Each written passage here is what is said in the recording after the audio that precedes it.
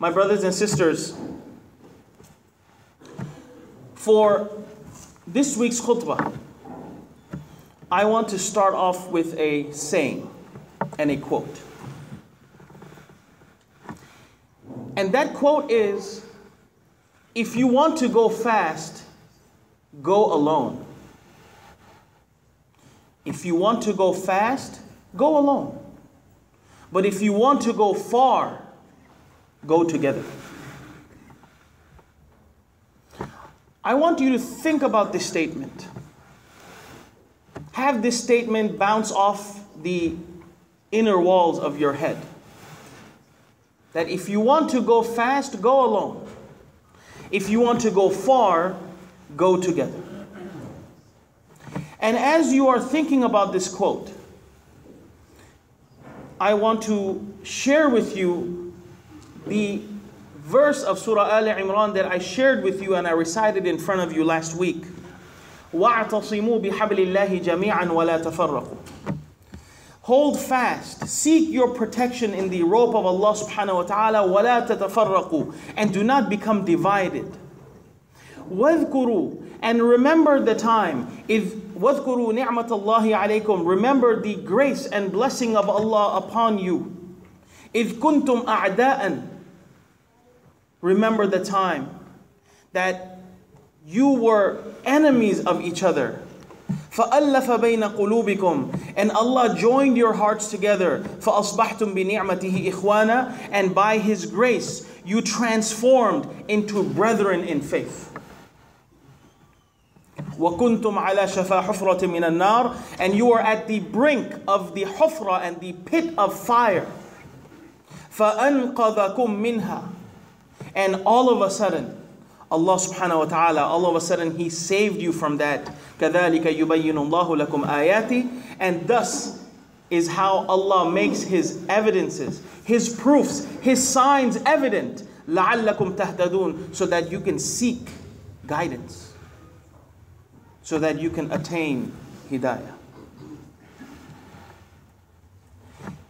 At this time, 1,436 years ago, the Prophet ﷺ and his best friend Abu Bakr radiallahu anhu finally made it to the city of Yathrib that was about to be coined as the Madinatun Nabi, the city of the Prophet ﷺ.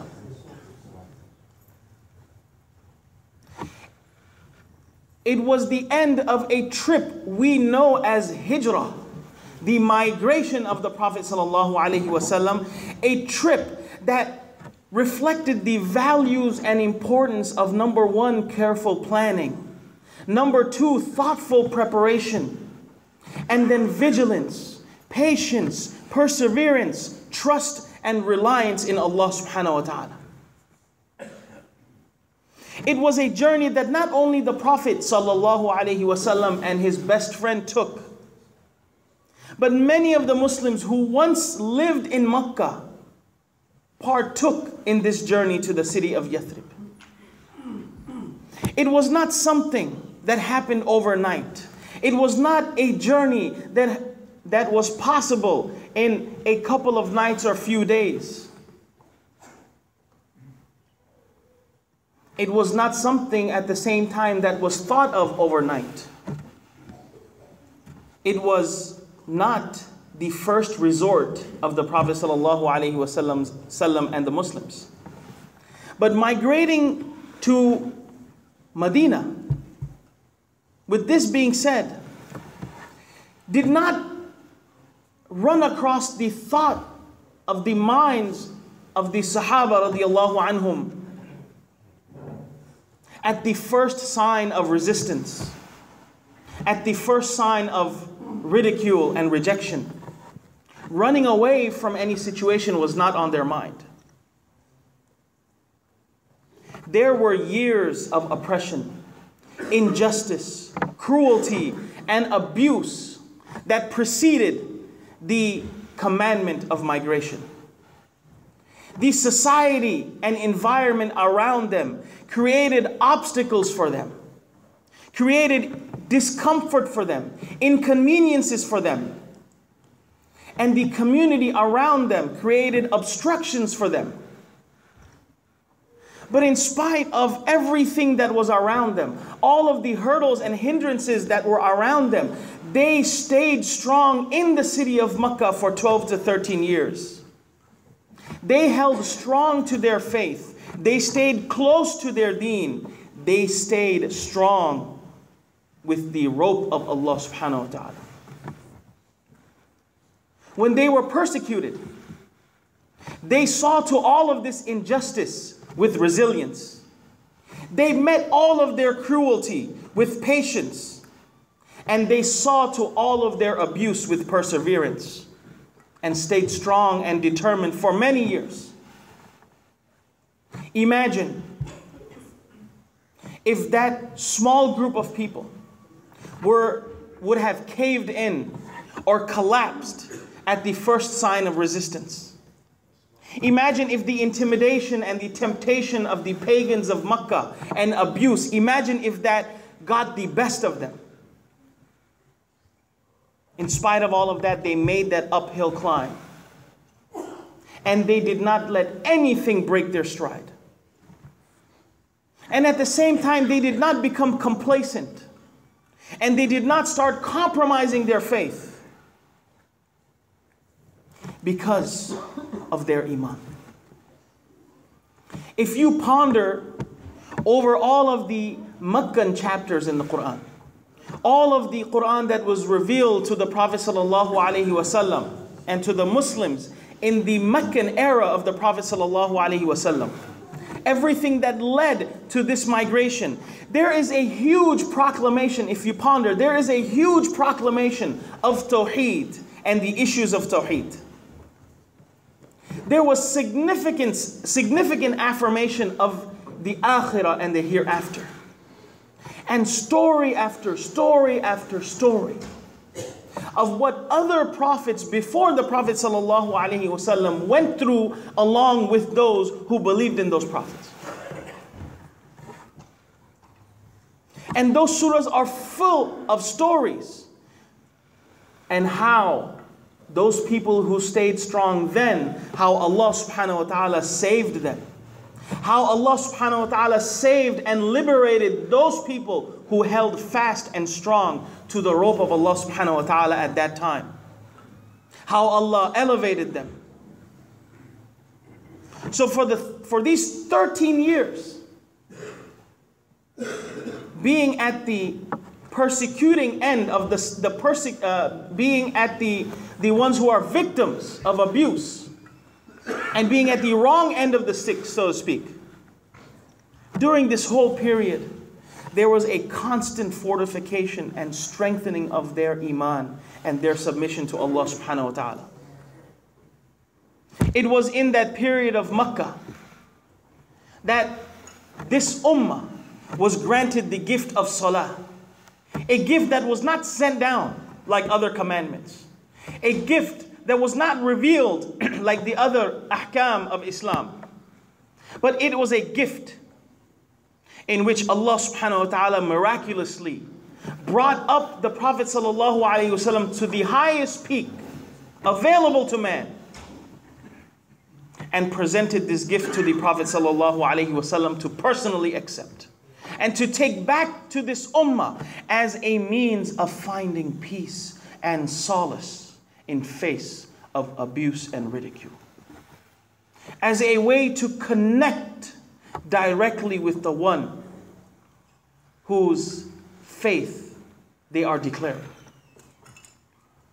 And in that journey, the Prophet ﷺ met with other prophets, his brethren in faith and in responsibility, if you will. He met in person the same people whose stories the Prophet Allah subhanahu wa ta'ala related to him in the Quran. He was able to meet them one-on-one. As a result of the gift of salah that we have been given. Although the order of migration and hijrah came after years of suffering, one thing you need to understand, that this was not an unknown concept. to the Prophet ﷺ and to the Muslimin. This concept of migrating, of leaving everything to secure your faith, it was a concept that Allah subhanahu wa ta'ala introduced to the Muslims in the Quran through the stories of, for example, Ibrahim alayhi salam. وَقَالَ إِنِّي ذَاهِبٌ إِلَىٰ رَبِّي سَيَهْدِينَ. Through the story of Musa alayhi salam when he left with his followers and he fled away from the oppression of Fir'aun. There was a smaller scale migration and occurrence that happened when Muslims went to Abyssinia to seek the protection and support of King Najashi. So all of these stories and these occurrences were an indication to the Prophet ﷺ and to the Muslims that one day this would come. And it came it came much in the beginning when the Prophet ﷺ was first initially given his revelation. And when he shared his story with his beloved wife Khadija radiallahu anha. And Khadija radiallahu anha took the Prophet ﷺ to her cousin Waraqa ibn Nawfal, who was known to be amongst this small group of Hanafiya people. Not everyone in Makkah were pagans. Not everyone in Makkah was an idol worshipper. Majority were. But there were a group of people who were known as the Hanafiya, who truly believed in one God and that's it. Which included the Prophet ﷺ, Abu Bakr radiallahu anhu, Abdul Muttalib. Waraqa ibn Nawfal was one of them.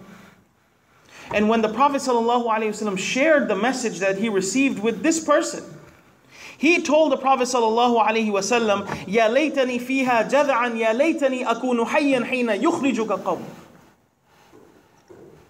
That I wish I was a young man and I wish I would be alive to help you and assist you the time when your people will kick you out. The Prophet ﷺ, who was a respected person, who was Al-Amin and As-Sadiq in his community, he was astonished upon hearing this and he said, Awa mukhrijiyahum? They will kick me out? To which Waraqa ibn Nawfal replied, Na'am, of course. لم يأتي رجل قط بما جئت به إلا عوديا. Anyone who came with a message like you did was shown hostility. وإن يدركني يومك أنصرك نصرا مؤزرا. And if I am around the day that you are met with this hostility, I will help you to my fullest capacity.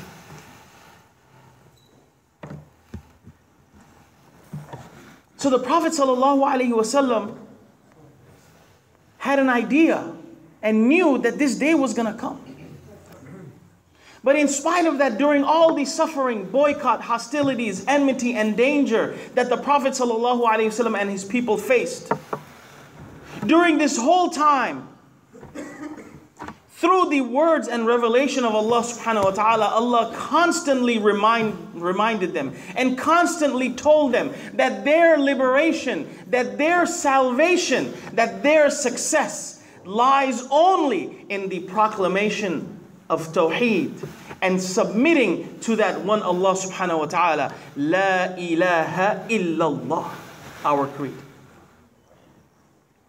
And lo and behold, when the order for migration came, everyone packed their bags, sold their homes, liquidated their assets, and they moved to Medina, invested in the markets, invested into agriculture, became stable, rich, and lived happily ever after.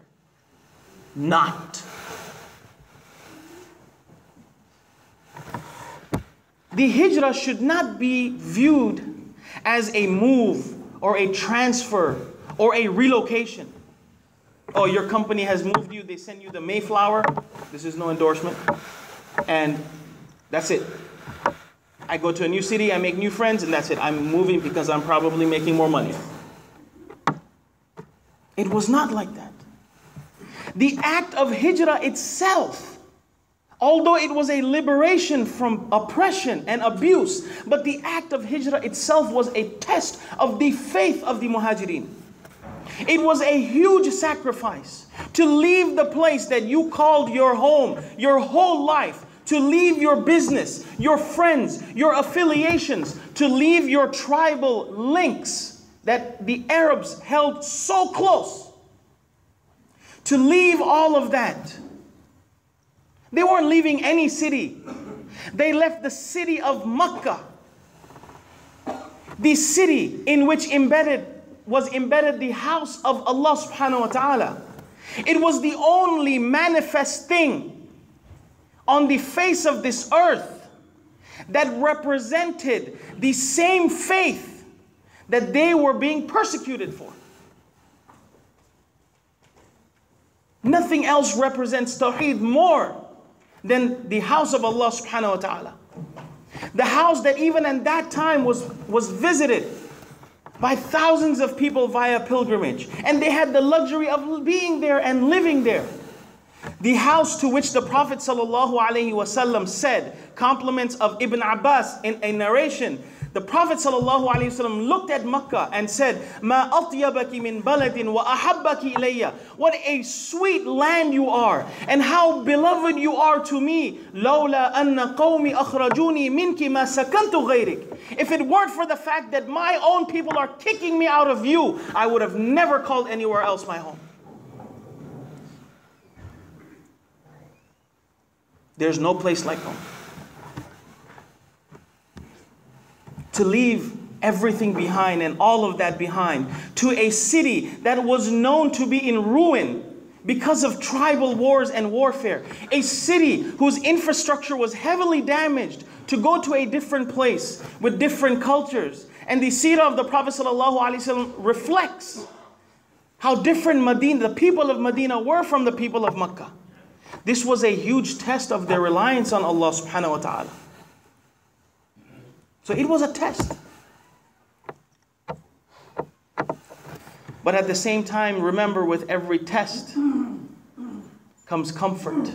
And every test is a way that Allah grooms you and gets you ready for things that are bigger and better.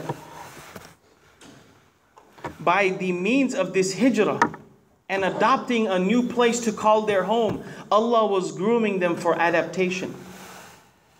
Developing in them the ability to become one unit with people that were unknown to them, the Ansar. Getting them ready to work together. The act of hijrah was about establishing a single, unbiased, unprejudiced, impartial platform where people would get together, not on the basis of their background, but on the basis of the task that was in front of them.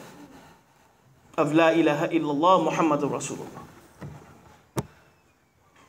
The hijrah was about spreading an atmosphere that would make Islam flourish and blossom, to become stronger in their faith and religion than ever before, and to spread the peace and joy of the message of Islam, to spread the charisma and charm, if you will, of Islam. The Prophet ﷺ, in a hadith, compliments of Abdullah ibn Salam radiyallahu anhu, whose story is an interesting one, which I'll have to share with you at another time. But he, Abdullah ibn Salam radiyallahu anhu, who was previously a Jewish scholar, who accepted Islam upon setting his eyes on the Prophet sallallahu alaihi wasallam. The statement of the Prophet ﷺ that he accepted Islam after is the same hadith that he himself narrates, that the Prophet ﷺ said when he entered Medina, Ya ayyuhan nas, O people, afshu salam, spread the peace or the greeting, wa at'imu ta'am, and feed each other, break bread together, وَصَلُّوا بِاللَّيْلِ وَالنَّاسُ نِيَامٌ, and pray in the darkness of the night while others are sleeping. تَدْخُلُ الْجَنَّةَ بِسَلَامٍ, you will enter the gates of paradise with peace and serenity. Afshu salam, spread peace, not the peace of your mind. وَأَطْعِمُوا الطَّعَامِ, break bread, not fuel the fire. وَصَلُّوا بِاللَّيْلِ وَالنَّاسُ نِيَامٌ, and impress Allah subhanahu wa ta'ala at night while no one else can see you. Not to impress Allah subhanahu wa ta'ala only when it gives you a pat on the back. Anas radiallahu anhu, he says that once a person came to the Prophet sallallahu alaihi wasallam. While he was with the Prophet sallallahu alaihi wasallam, another person walked by, and this person told the Prophet sallallahu alaihi wasallam, "Inni la uhibbu hada." I love this guy. The Prophet sallallahu alaihi wasallam said, "A'lamtahu? Have you ever told him?" He said, "No." The Prophet sallallahu alaihi wasallam said, "A'limhu, tell him." فَلَحِقَ, he met him and he said, "Uhibbuka fillah." I love you for the sake of Allah. And in reply, he said, "May Allah love you. For whose sake you are loving me, may that one love you back in return." This is what Islam is about. It's about love. It's about peace. It's about compassion. Today, people use that phrase, and this is not being, saying about everyone. But at least the many times that I've heard it myself, or I've heard of it, "Brother, I love you for the sake of Allah. And with all due respect, but blah, blah, blah, I gotta criticize and correct you." Which is fine, which is a very civil manner. But why does it have to be restricted? Why does the phrase, "Uhibbuka fillah," have to be restricted to the point where you need to constructively criticize someone? Why cannot we have random acts of kindness? The Prophet ﷺ was once asked, "Ayyul Islami khair?" What is out of the many aspects of Islam, what is the best? The Prophet ﷺ said, "To break bread, وَتَقْرَأُ السَّلَامَ عَلَى مَنْ عَرَفْتَ وَمَنْ لَمْ تَعْرِفْ." To join over food, to break bread, and to say salam to someone you know and someone you don't know. Assalamu alaikum. This is the essence of Islam. Now, going back to the quote that I shared with you, for many of you who missed in the beginning, if you want to go fast, you go alone. But if you want to go far, you go together. As we are turning a new page in our lives, let this year be a year of moving further together. Not further away from Allah subhanahu wa ta'ala, but further towards Allah subhanahu wa ta'ala. And let us move further towards Allah subhanahu wa ta'ala together. And with the peace and salam of Islam. This is a beautiful religion. Every time you open the Quran and you start a chapter, you say, "In the name of Allah, the most compassionate, the most merciful." We are being reminded of what it is to be a Muslim. When I start my khutbah every week, do I say ladies and gentlemen? I say brothers and sisters. And with that being said, probably you have experienced this as well, talking to a non-Muslim. A lot of non-Muslims who interact with Muslims, okay, they are blown away and mesmerized at the fact that when we address one another, we say brother and sister. Just that. Wow, they find this beautiful. Because we have some non-Muslims who come every week to learn about Islam. And the fact that I say, "Oh sister," or the sister says, "Oh brother," the fact that we call each other brother and sister, just that. It tells them a lot about this religion. So we should not be taking these things for granted. Let this be the year that we move forward. Let this be the year of progress and prosperity and holding strong to the rope of Allah subhanahu wa ta'ala. Not you holding to your rope, not you holding to your rope, not you holding to your rope. وَاعْتَصِمُوا بِحَبْلِ اللَّهِ جَمِيعًا. Everyone together holding the rope and moving further towards the pleasure of Allah subhanahu wa ta'ala. أقول قولي هذا وأستغفر الله لي ولكم ولسائر المسلمين فاستغفروه إنه هو الغفور الرحيم.